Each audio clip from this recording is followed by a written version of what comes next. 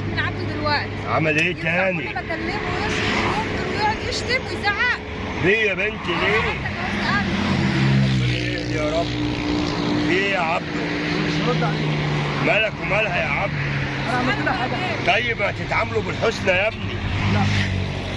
لا هو في ايه يا ابني؟ هو انت واخدها عافيه يعني ولا فاتح صدر يعني؟ انت اللي عملت كده.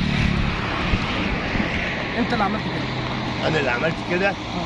هو احترامك لمراتي، ايه اللي جاب اللي بيني وبينك وهي في النص؟ ايه اللي دخلها هي في النص؟ عايز تعمل خير. يا ابني حرام عليك اتقي الله فيها.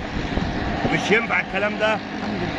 اتقي الله فيها. يعني انت بتزعل لي دلوقتي؟